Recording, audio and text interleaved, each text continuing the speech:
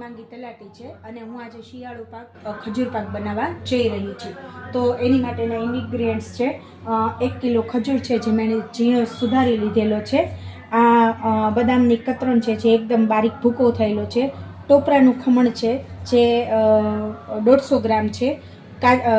કાજુ, બદામ અને અખરોટ છે જે મેં ત્રણેય 150 ગ્રામ લીધેલા છે. બદામ અને અખરોટ છે તેને મેં ઘીમાં રોસ્ટ કરી લીધેલા છે, એટલે કે તળી લીધેલા છે. હવે 2 મોટા ચમચા ઘી મૂકી અને તેની અંદર આપણે જે ઝીણો સમારેલો ખજૂર છે તે લઈશું.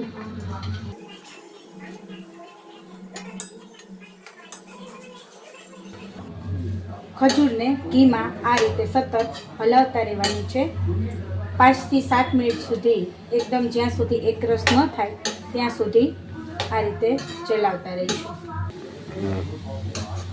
હવે તમે જોઈ શકો છો કે આ ખજૂર છે એકદમ નરમ થઈ રહ્યો છે. તો આપણે તેની અંદર આ રોસ્ટ કરેલા ઘીમાં શેકેલા અખરોટ, કાજુ અને બદામ એડ કરી દઈશું. ત્રણેય વસ્તુ 150 ગ્રામ લીધેલી છે. એને પણ સારી રીતે મિક્સ કરી લઈશું.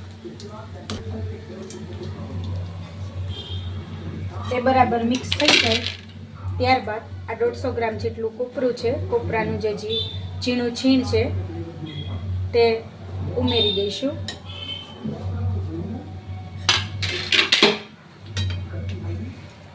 મિક્સ કરી લઈશું.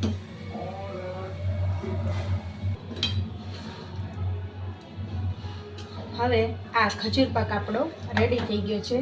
તેને આપણે એક પ્લેટની અંદર ઘીથી ગ્રીસ કરી અને તેમાં પાથરી દઈશું.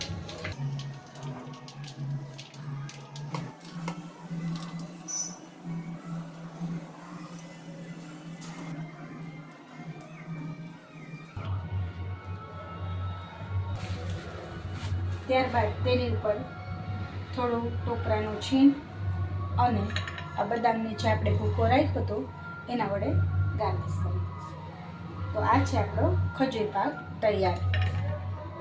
આ ઠર્યા બાદ એના પીસ કરીશું અને ફ્રીજ વગર તે લગભગ 15 થી 20 દિવસ સુધી સારું રહે છે. અને આમાં કોઈ પણ ડ્રાયફ્રૂટ તમે ઉમેરી પણ શકો છો અને સ્કીપ પણ કરી શકો છો. હા, પરંતુ ખાસ યાદ રાખો કે આમાં દ્રાક્ષ નાખી શકાશે નહીં, કારણ કે દ્રાક્ષ અથવા અંજીર નાખવાથી ખટાશ વહેલી પકડાશે અને આપણો ખજૂર પાક છે તે બગડી શકે છે. આભાર.